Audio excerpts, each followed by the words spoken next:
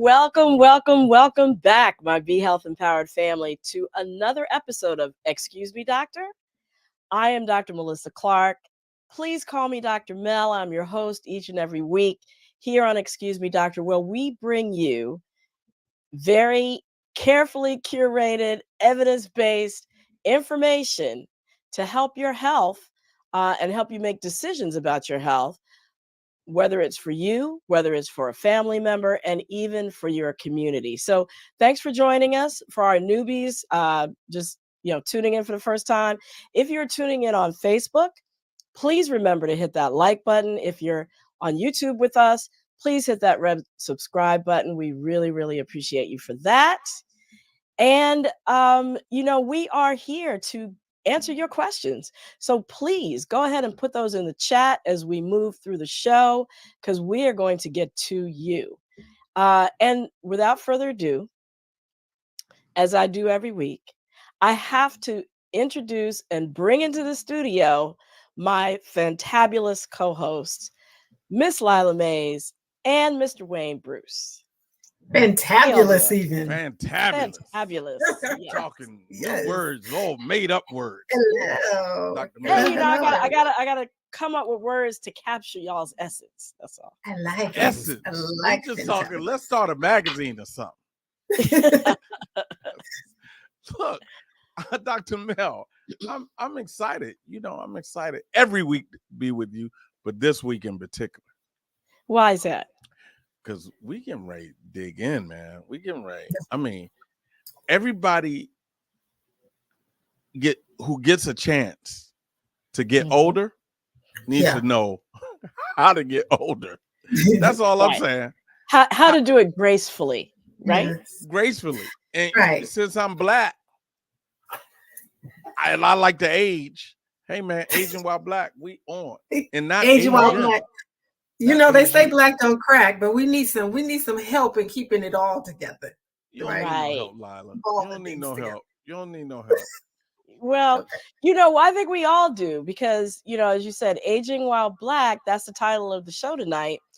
African Americans have a lower life expectancy than all other ethnic groups, with the one exception of American Indians and Alaskan Natives. And that's a whole show unto itself. They unfortunately have the lowest life expectancy, but we're not far behind them. And so we're going to explore tonight, what does it mean to age as a Black person in the United States? It's going to be a two-part series, though. Part one is going to break down what aging is, what affects aging of Black people in the United States, what are the factors we haven't accounted for that help us be resilient. We're going to cover all that tonight. And then part two is going to be very special, because we are going to feature some incredible seniors. We're going to have a lifestyle physician who's going to talk about helping us age gracefully, right? So that's going to be part two, but part one tonight is going to be on. Why when you said gracefully, you did your hands all like this? That's gracefully. That's graceful. Gracefully. You got to act it out. Visual aid. Gracefully. So every time you say gracefully tonight, you're going to do this? No, just that was the intro setup. Bank that one. Y'all bank right, y'all exactly. Refer back to it. Right. Cool. Well, but excited. before we get into that, we got to do what? We gotta see what the was in the week that was. Yeah. Right. Our weekly recap. The weekly recap. I gotta come up with something like that. I know we do, but so let's jump in, because this first one is really impacting me this week with Miss Williams' diagnosis. So she's joining some other famous people who have aphasia and dementia. What kind of dementia does she have, Dr. Mill? It's called frontotemporal dementia. Okay. And what is that? Well, people might remember Bruce Willis several months back got diagnosed with the same thing. And it's important to remember dementia is an overall term that describes any diseases that cause the brain function to go down over time. right? Right. You can think of it as brain failure. So Alzheimer's falls under there, something called Lewy body dementia, Mhm. and frontotemporal dementia also is in that. It's related to a buildup of toxic proteins in the brain that destroy the substance of the brain itself and cause it to waste away. And as that happens, a bunch of different changes occur. And frontotemporal, the front of the brain, which is responsible for executing tasks and planning ahead, a lot of your personality, and then the sides of the brain. So that's the temporal area, frontotemporal, which is Mhm. responsible for speech. So those are the areas that get affected. Oh, wow. Wow. Yeah, and it was very sad to hear that Wendy Williams has this diagnosis.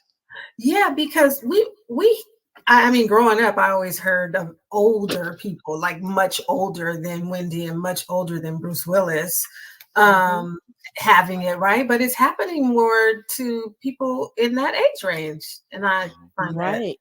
Yeah, actually, the onset for frontotemporal dementia is earlier than for other kinds of dementia. So okay. 45 to 64 is the most Mhm. common cause of dementia for people who are under 60. Okay, so you mentioned like the brain function in terms of like planning and that kind of thing. What other things might Mhm. Wendy be going through with this new diagnosis? Yeah, so it affects your behavior, your personality, your memory. And so people's personality starts to change. They're not able to carry out everyday tasks. It affects their ability to move. And as I mentioned, their ability to speak and express themselves. That's often what comes first, which is ironic given that she's a communication and media person. Right. And unfortunately, the expectancy is only around 7 years after the diagnosis. Wow. Wow. Why do people get it, Dr. Mill? So, up to 30% of cases have to do with the heredity. You know, you get the gene. Mhm. But the rest, the vast majority, nobody knows. They're trying to figure out if it's linked to. I thought this was interesting to mention whether it's linked to thyroid disease because we know Mhm. that Wendy Right. Williams had hyperthyroidism, right? So Mhm. they're Right. investigating various hormonal links. That's one of them, but they don't really know yet. Researchers don't know. Wow. Okay. You know, it, Yeah. it it was particularly tough. I don't know if everybody saw on the internet. It was a clip going around with her and Black China, Mhm. uh, Mm. where it was really, really a sad thing to watch. Now I don't care if you like her or not, but Right. if you have a heart of any type, Right. you feel for people going through things that are really painful for Yeah. themselves and their families. Yeah, Right. it's tough. I haven't watched the docu series. I don't know that I can, but yeah, I've seen a bunch of clips on social too. Like, Yeah, a friend of mine's mom, very close, who helped kind of raise me. Uh, she went through frontal temporal mm, dementia. Mm. Yeah, Wow. It's tough. Any kind of dementia is tough. So we yeah. will, pray for her and pray mhm, for her family, definitely. definitely. Yeah. Um, all right, I'm gonna move on to number two. All Let's right. talk about boogieing the night away for weight loss. All Yeah. right. All right. So this is the thing. If you're trying to lose weight, but you are not the gym rat kind, or you don't live somewhere where you could go out, it gets dark at night early, you don't want to go out and walk. All you gotta do is put on your dancer shoes and put on your favorite music and just let it ride because research has shown that people who dance 3 times a week for at least 3 months reap the maximum benefits. They lost about 4 pounds of fat, not muscle, during Mm, that time as compared to people who didn't dance, and they even shaved an extra inch off of their weight, off their Okay, so waist, rather. I can twerk. I can get on the Yeah. pole. Oh Lord, I, oh Lord, what? oh Lord. Right, What Dr. Yes. pole are Mill? we talking about? What pole are we talking Any of that. about? Twerking, Just Any of the that. exercise twerking. pole, the dance pole, but to dance. Yes, any of that. You could even do TikTok dances. The more creative and the more animated those people lost, the more weight, We the used to more be talking vigorous it about was. African dance. Our Well, ancestors, I mean, was That's where African talking, dance, twerking came from. jazz and we up dance, here talking any about of getting it. on a pole.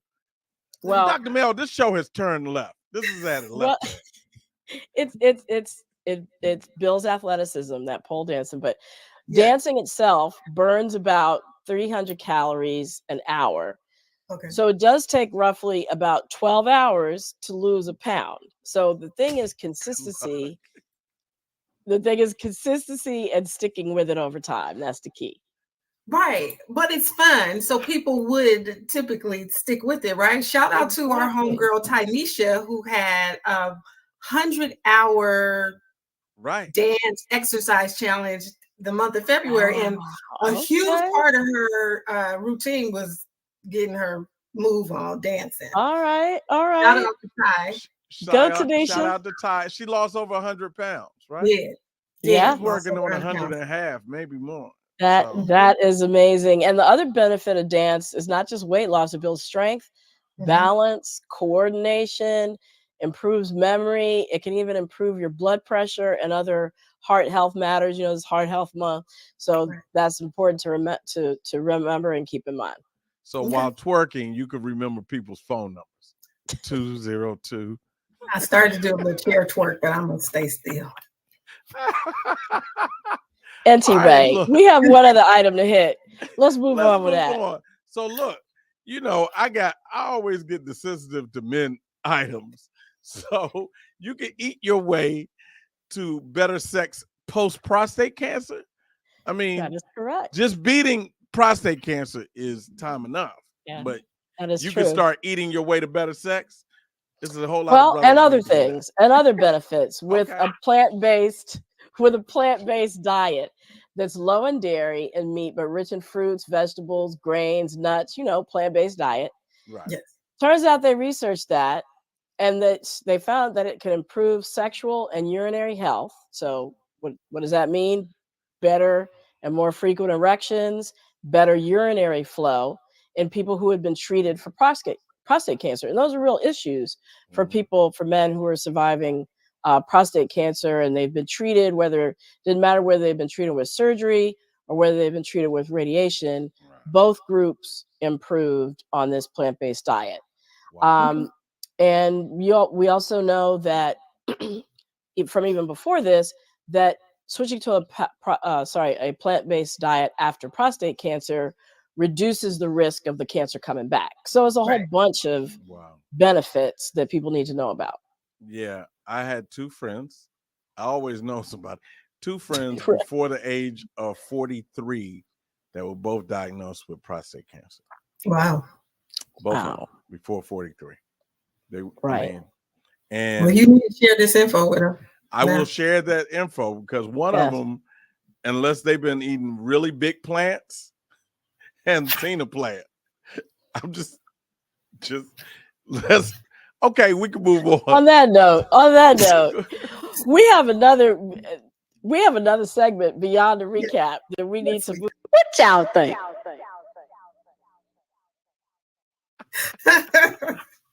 So this week I got in these LA streets and I asked the people if they wear their shoes or outside clothes when they get home. So we have some responses.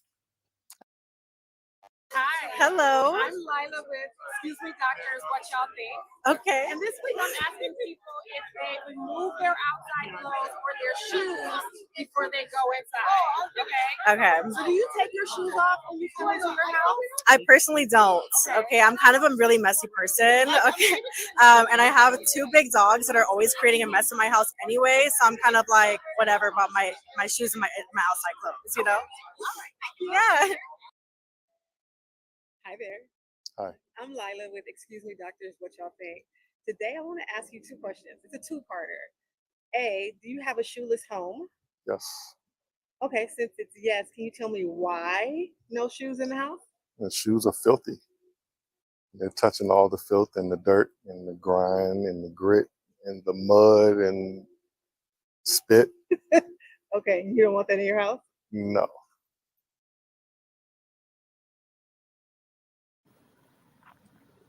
And there you have it. And there you have it. Two opposing Two viewpoints. opposing. Oh, exactly. shoeless Joe Jackson there. You say You no know, shoes in his the house. first time I thought about it was when I was in New Orleans for Mardi Gras and walked on that Mhm. street and thought to myself, oh my God, I can't walk That's into all the it place takes. I'm saying with these shoes. But, you know, I think from a medical standpoint, as far as the, you know, removing your clothes, because some people actually even remove their clothes when they go out the house, go back into the house. There's no real evidence that says, you know, you're going to carry diseases in on your clothes. There are very few, with the exception of lice or scabies mites. And that's really rare for that to happen. Usually that comes from using like dirty towels that haven't been properly laundered in a gym, that kind of thing, as opposed to you're sitting somewhere and it getting on your clothes or your shoes. Um, but, you know, for some people, it's just gross. So that's reason enough. So Indeed. This is well, I'm looking at people in our chat audience, you know, for those who are watching live. And Pebbles Brown says, I even keep shoe protectors on hand for any maintenance person or contract worker. And she we've says, done that. Yep. absolutely do not wear shoes in the house. So nasty. And then emoji, the nasty emoji. Just the nasty. Wow. Pebbles, give it up. Thank you. So, you know, like I said, I think most people, from a cleanliness standpoint, not having to, you know, deep clean their house every 5 minutes, you know, go with the shoeless, but the clothesless, the clothes changing, no real evidence for it.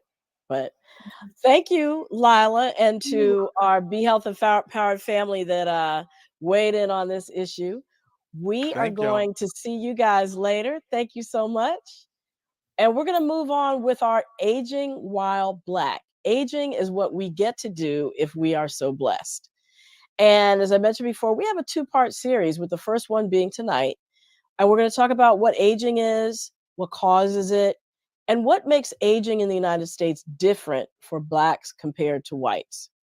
Our second part of our two-part series is going to feature seniors who've cracked the code, so to speak, and have aged gracefully. We're going to hear their stories, and we're going to have a wellness and lifestyle medicine physician who's going to weigh in on some strategies for healthy aging. So you're not going to want to miss that.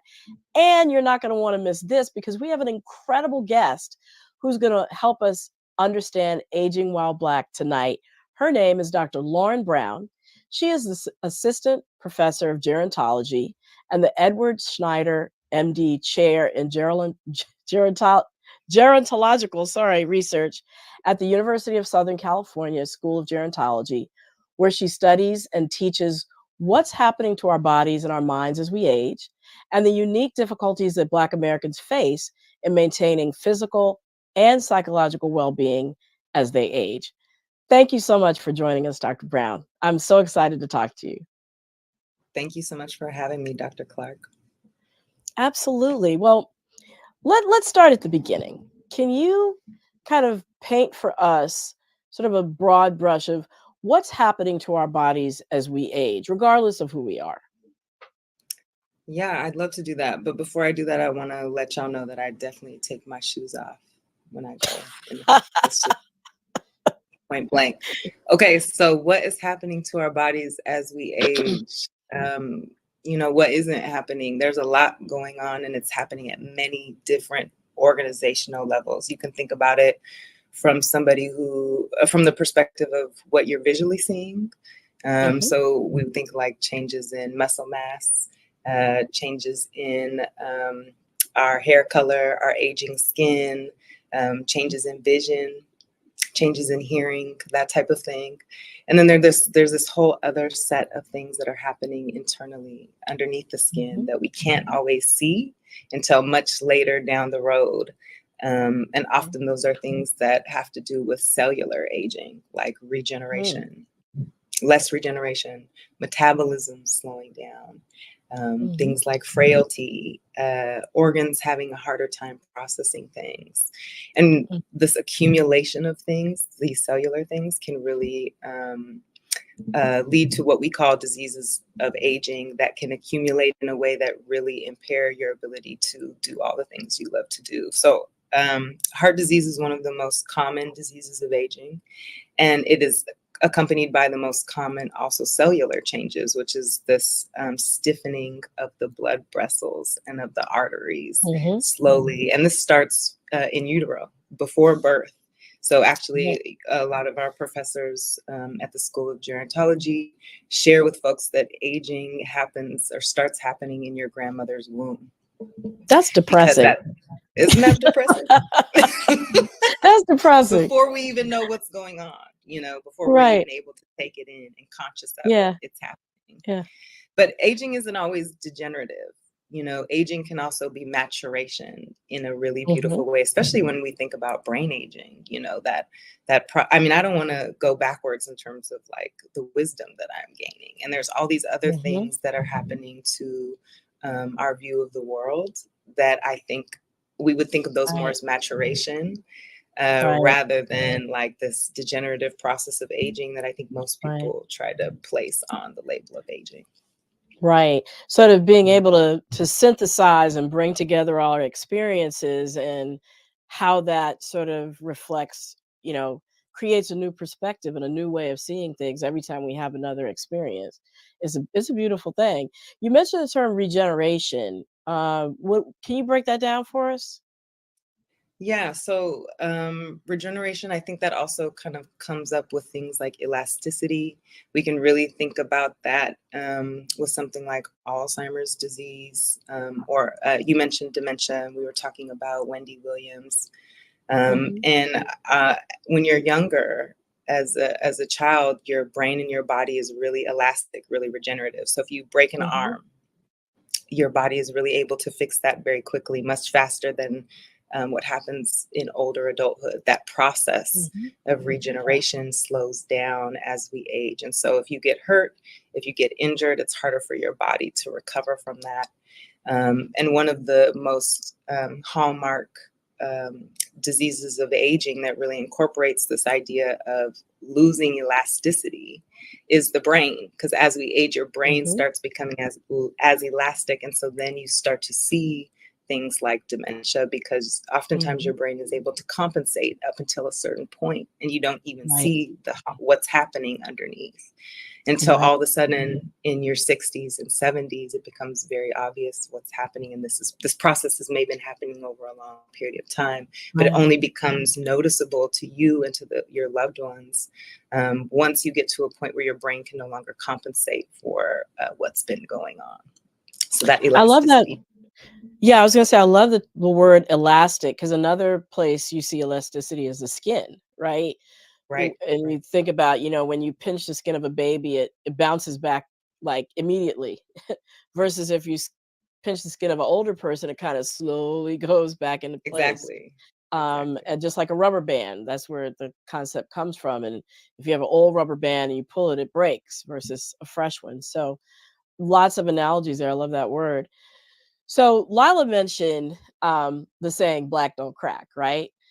But tell us, what we see on the outside of older Black individuals, does that always reflect what's going on the inside? I love that question. I think that's oftentimes what most people come to me for, is like, how do we solve this?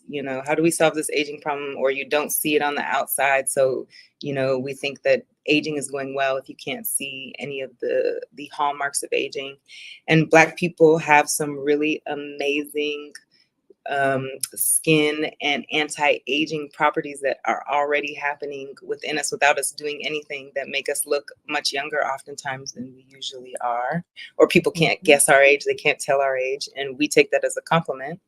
But many times what's happening on the outside is not a reflection of what's happening inside. We say Black don't crack, but as you brought up, we live on average 6 to 8 years shorter than white people do. So if it was true, obviously I think the data would look a lot different in terms of we would be achieving lifespans or reaching lifespans as long as white people, or even longer if if what our skin is experiencing was also happening on the inside. Mm-hmm. But part of that is this, this idea that things are getting under the skin and impacting Black people. Yeah. And that is really where we need to be thinking and talking about, because all of the Black don't crack, that's a very superficial view of the aging process. It's not getting underneath. Yeah. Right.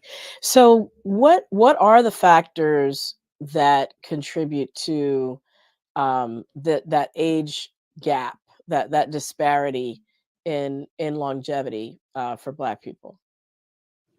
Yeah, I mean, I think it's really important here to emphasize social factors. If you look at the history of science, like early 1900s, think like when Du Bois was coming out, he was really fighting against eugenics and the eugenics movement that was starting at that time, that was blaming Black people's health spans or lifespans on their actual genetic or biological disadvantages. It was a way to justify enslaving Black people and imagining them as less than human to deny rights to Black people.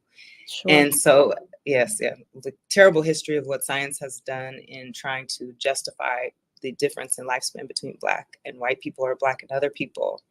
But as we've gotten to the 70s, 80s, 90s, social sciences have started to kick in. And Du Bois was a part of that original movement where he's saying, actually, it has nothing to do with biology. It has everything to do with the lived environment that we're placed in. And that lived environment in the United States is especially toxic for Black Americans, especially in the early 1900s. But still, there's evidence of all of it today. So we're thinking of things like incarceration, excess incarceration, housing insecurity, racism, discrimination. We are now measuring all of these things as social scientists and connecting it to diseases of aging, to cellular aging, to lifespan, to mortality, to mental health. We are able to finally show in data how a lot of these social stressors that Black Americans have been living under since our arrival here in the US in captivity, we've been able to show now that all of this has mattered for our health and wellness in the United States. Yeah. Wow. And it's no surprise if you think about it, it's just there hasn't been a lot of thought put to it. And you mentioned cellular aging. What effect does stress have, like these stressors that we are under? What effect does that have on our bodies and on our DNA? You mentioned at the cellular level. Yeah, this is a really rich topic of work that a lot of excellent researchers are working on. So stress, although usually we conceptualize it as something happening in the external environment, it's also something that, because of how we're thinking about it and how it impacts us, it becomes something that's internal now and that we house in our bodies in different ways. And that housing, depending on how we do it, can really impact different parts of our bodies. It can, from a cellular level, slow down your cellular division. It can change cellular division. It can change how your cells are interacting with each other. And then it can grow up from there to start to impact the speed at which you're actually aging. So there's something called accelerated aging. Some of you may have heard of the weathering hypothesis. Arlene Geronimus, who's at University of Michigan, wrote a really great book on weathering and put this hypothesis forward that essentially this stress that you're experiencing, and especially chronic stress, things that show up every day in your life on a regular basis, these things over time actually speed up the aging process or weather you down to a point where you no longer have the ability to fight back these stressors, or your body's no longer able to respond in a way that supports your ability to fight here, to fight and stay here, and be a part of this space. So that weathering process is really something that I think, when you're thinking about stress, it's something that's really dictating our experience here as African Americans, because we are and have been measured to been shown we experience so many different types of stressors over our lifetimes, and they're racialized. Many of them are racialized stressors, structural racism, things that we're not even aware of sometimes, that are impacting our bodies and the environment, and that can really impact our disease accumulation. It can impact our mental health, and it can even impact our genetics. Wow, that's a lot. Now, what does your research do and say about sort of that accepted weathering theory? Mm-hmm. Yeah, I think so. Most of the Black aging story is very narrow. It's very much centered on this, the trauma of Black people, and like using that as a means to suggest that all Black people live shorter lives with more disease, more disability, and as a result die earlier. I think that it's appropriate. That work is appropriate. That work is necessary. That work is defining a story that is happening to Black Americans in the U.S. But I think what it misses and what it loses is our agency in that process. And in responding to that stress, we have developed so many things to cope with these stressors. Honestly, it's amazing. We're only 6 years behind white people with the experiences that we've had in this country. I know. Isn't that amazing? It's amazing. So there's already things that we're doing as people that activate our agency and show our coping, and that we're not just the sum of our stressful experiences. We are much more than that, and our lives are just as worthy of being told.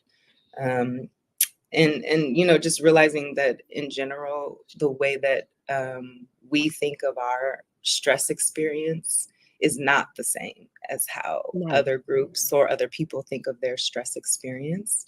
And we need to, that's not always reflected in data. Right. So how can we measure that? How can we show that in data? How can we measure and show that in data? This is first of all, it starts off with the data infrastructure being totally colonized by some groups of people in the scientific space. It's like less than 4% of all biomedical researchers and academics are African American. And so our views and values are not being incorporated on any level, not to mention then trying to get to actual people living in the community and talking to them about their experiences, and then using that information to inform our data practices. Black people are not being engaged in the data collection process at all.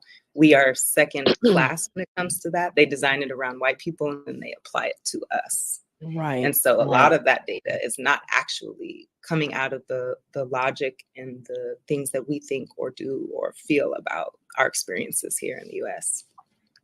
So what are some of the specific social and cultural factors that you think influence the way that we think about the aging process, think about the stressors that otherwise would cause us harm? What are some of those things that are making Black people resilient? So, well, I'll say first that like the things that confer the most advantages in health for white Americans are education, income, and wealth. That is definitely not the case for Black Americans. That is not where we are putting all of our coin in terms of like where we're manifesting health and wellness. That is really where white Americans and Europeans are manifesting a lot of their health and wellness. And so we have to look outside of these kind of traditional wealth accumulation and higher income and achieving. And we have to look beyond that in order to find the things that work for us. And we've been very creative in doing that and have a really beautiful, I think, set of things that have grown so naturally from our experiences here in the U.S. So things like our social support and our connection to community, religion and spirituality, familialism, checking in on our elders and incorporating them in our society. Did you say familialism? Meaning familialism. Family. Okay. Yes. Those family ties. Family structures, yes. Right. Yes, Yeah. yes, Getting together, yes. family reunions, right. Yes, exactly. Coming to see the people that you care about, checking in on older adults, making sure they're aging with support and in homes that are loving, with food, that they need to be healthy, safe and stable housing. Things like that can really be important in making sure that we're aging longer. And of course, then there's all of these things you can do on an individual level.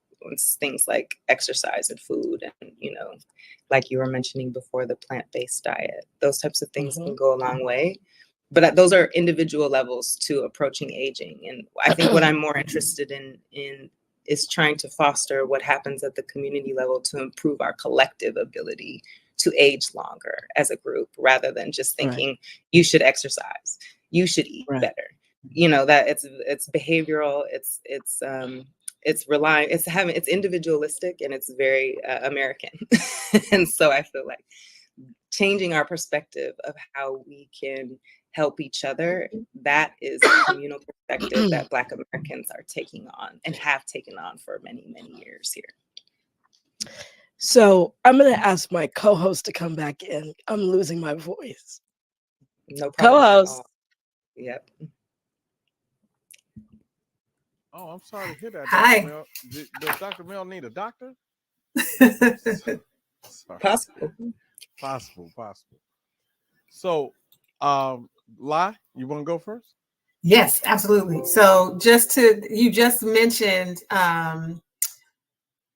taking this from an individual sort of approach to a community. Can you give us an example, Dr. Brown, of how we can create community around us being healthy, living longer?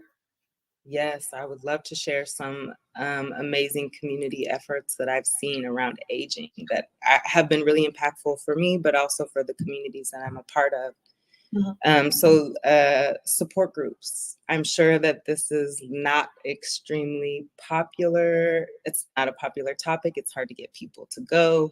Support groups for caregivers, support groups for people with dementia, support groups for certain types of diseases of aging. Because Black people often experience so much turmoil in getting to the doctor, discrimination, being discounted, not being heard. Because we experience so much of that, it's really important that we find avenues outside of the doctor's office to support each other. And these support groups that are often they're faith-based, or they're connected to a church, they're organized in certain ways. They can be spaces where people can come to talk about their experiences and get information.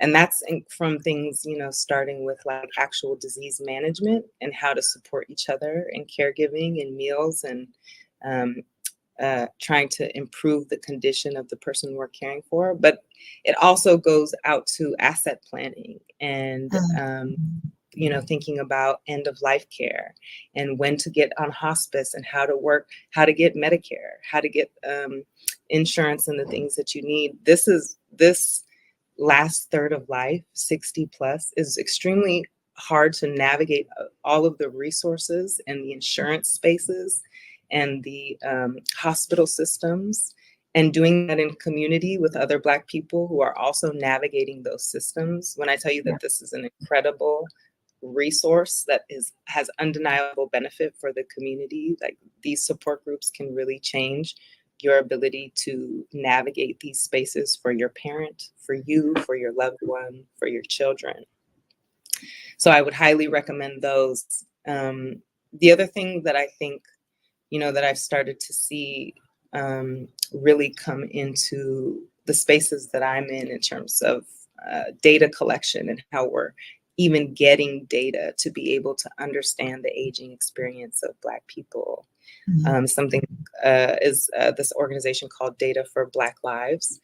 And they're really trying to fight the capitalistic and colonialistic approach to data collection that has disadvantaged Black people over time. And we are not a part of the data creation. We don't own our own data. We have no control where it goes. So organizations that are really trying to change the data landscape so that Black people can become invested in research, they can control their data. There's some benefit sharing. It's not exploitative. It's connecting them to services that they actually need and not just planning for some unforeseeable future. Science and research have a long way to go to improve the relationships they have in the community.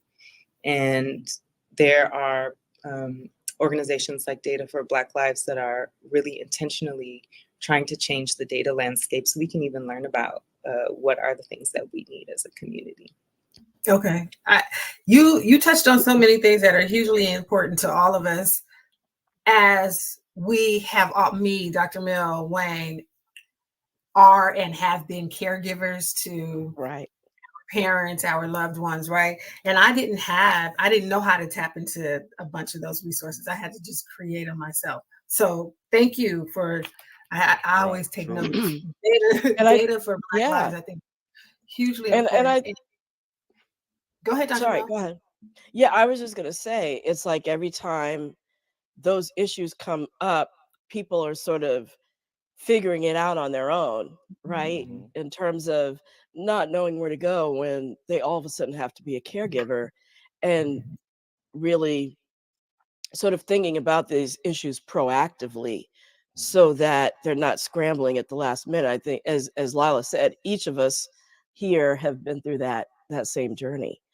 I know you mentioned, yeah, go ahead. Go ahead. I just have a question. We mentioned that Black people live shorter lives. So do you know the information on whether Black men live longer than Black women? Do you have that? And do you have the things that do you know, understand why that happens? Black men unequivocally live much shorter than Black women. Women in general live longer on average than men do. Sorry to tell you. But you guys are well cared for, so rest assured. Women are outliving men, and I think for Black men, there are particular things that take Black men out of the population very young and contribute to. So if you have more people dying in their teens, 20s, 30s, that expected years of life that we lost because of how they were pulled out so young, we're losing a lot of potential there of just having Black men die from violence in early life, and then dying earlier from things like heart disease and cancer, and not making it to their 60s and 70s. And so, these diseases of aging, the things that are driving the disparity between whites and Blacks, are the biggest drivers are, number one, heart disease, and number two, cancer. Then after that, there's a huge drop. Oh, cheers. I knew Zoom was that's important information that we wanted everybody to pay attention to. Okay. So we saw the balloons. Yes. Yeah. We might have to incorporate that into the next show. Right. So yeah, they're heart disease and cancer, which kill Americans. Those are the top killers for Americans in general. They kill more Americans than any other disease. Most of us will die from heart disease or cancer. Wow. And so those things are also killing Black people earlier in the life course, pulling us out of the population earlier in the life course, and shortening our lives. But Black men are also dealing with a different type of pandemic because they're getting pulled out in their midlife from violence, which shortens their lifespan in a very real way. So while we think of like research on aging as something that's really thinking about like a slow process, what's happening to Black men in midlife is still a part of this story. And, the violence that they're incurring from the police or whoever it may be is really actually a story that goes within this aging tale as well for Black people. So we have a question from Kathy Sindos, and I don't know if you can answer this, but before we go to her question, I just want to say that is very encouraging, but also very discouraging news to hear about Black men.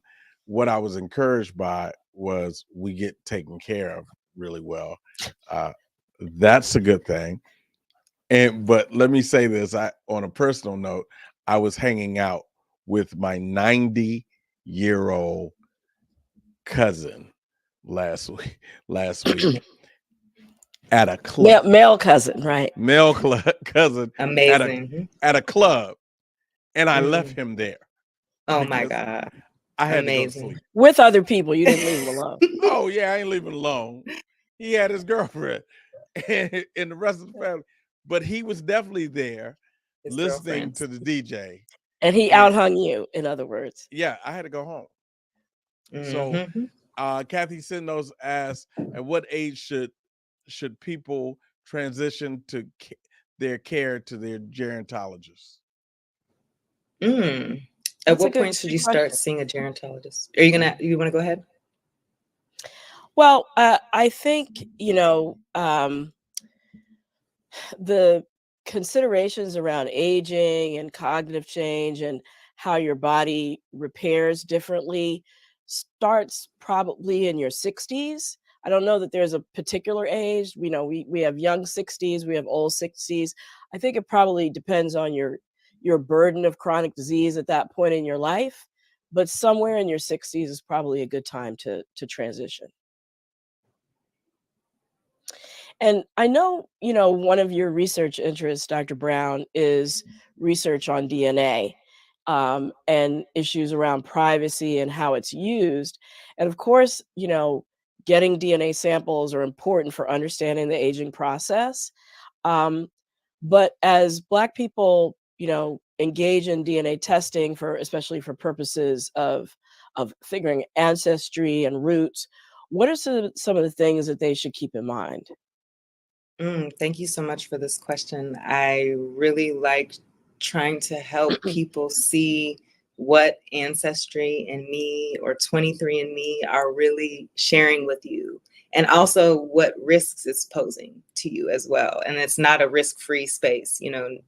There's a couple of things that are important to know. First is that the business model of Ancestry, which is that you are paying them to assay your saliva, and then they also are going and selling your data in aggregate most of the time, not at an individual level, but in aggregate to other companies. So they are making money both from you and from these corporations that are buying your data. So it's a win-win for them. All the data agreements that you agree to when you hand over your saliva, that also can be stored and reassayed as technology improves or changes. They can go back and pull that saliva from the freezer. They have storage spaces for these where they save them and they can reassay them as the technology changes. And so if something new comes up and this is approved for them to use, your data will automatically go through that process, whether you want it to or not. So that's why sometimes they update your data and you're getting new information if you're historically been a part of this. And if you've ever tried to remove your data from this repository, it's like calling AT&T, when you want to cancel or Spectrum, when you want to cancel your cable. They transfer you to 60, 100 million people and tell you that they can't do it, this can't do it, and then they try to convince you, it's a lot. So your data is actually being stored and can be reassayed, and they can sell it to third parties. In addition, these databases are searchable by the police. And there's a lot of stories of people getting caught for lots of different things, which is also very dangerous for Black people for many different reasons. And then on top of that, the worst thing is that what they're telling you about your health, most of it is actually wrong and actually not meant for you. So all of the ways we know about genetic science is through reference databases, which means that we have to understand genetics by having other people's genetics in a database. And all of those databases, they're 80% European, and much smaller percentage are Black people, even though the world is like 16% European. So all that we know about genetics is coming from European data, which means we don't have the world diversity coming from this space. So when they tell you, you're at more risk for developing diabetes in your 50s or your 40s, that's really a marketing ploy to get you to buy things that will change your risk for diabetes. Whether or not you get diabetes is actually based on many different things that are lifestyle based and may have nothing to do with your genetics. It could be, but it could also not be. It could be familial, Right. but you can also change that course of history. And much of that is a Right. way to get you to buy other things. Right. And we talk a lot about, you have a gene, but it's really how the environment interacts with your gene. So it has, the whole nature versus nurture. It's more about what you're exposed to, your environment, the things that you do and expose your body to that actually govern whether that gene gets turned on or not. I just want to say what you're talking about with these companies might be is different than actual medical researchers at an academic institution where you go and you actually specifically consent to a study for a specific thing. So we don't want to discourage people from research, but just realize that a lot of these companies, with the exception of African ancestry, I might say, uh, you know, do those, make money on both ends, as you mentioned. African ancestry doesn't sell your DNA. Um, so that's really important, I think, because you mentioned the reference databases. That's how we understand, some of these concepts around aging and how stress affects our bodies. What would you say are the key takeaways that you really want our audience to remember to support healthy aging as we move forward? Mm. I'm feeling like, one of the things I want people to understand is that medical science has its limitations, especially data science, and especially data as it relates to Black people or minoritized populations. Most of what we know about health and aging is coming from a predominantly white population, and it does not mean that this applies to you. And so taking it very seriously sometimes is not the right way to, or taking it as Bible, taking it as something that you have to follow, or that this is the only way for me to live long. That's actually not the case. There are tons of dynamic factors that are changing the length of your life. And then the other thing that I would say is, you guys are already coping, surviving, and aging well in the US, despite what's happening to us here. And so, I think the desire to continue to live, we're seeds here, keep watering yourself, take a walk with somebody you love, sleep, rest. Those things are really, really important for us to be able to maintain our bodies, our health and wellness here, and to keep pushing, because we are coping and we are moving and we are changing. We've been doing that for a very long time. So it's like, keep it up. I'm not here to tell you to change it. Like, we have the secrets, and we already have been having the secrets. So keep digging into that and loving on the people around you. I love that. I love that. Do we have any other questions in the chat or?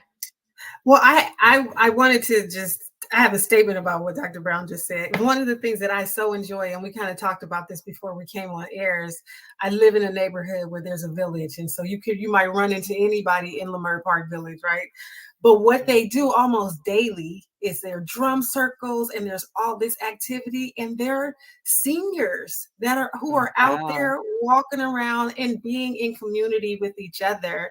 And I can't help but think that has contributed to them still being around. So that excites me, just living in this community and being in community. I got to figure out how to do some other things, but thank you for sharing that before we even came on the air. Someone else said on Facebook, I'm sorry, I'm looking at another computer.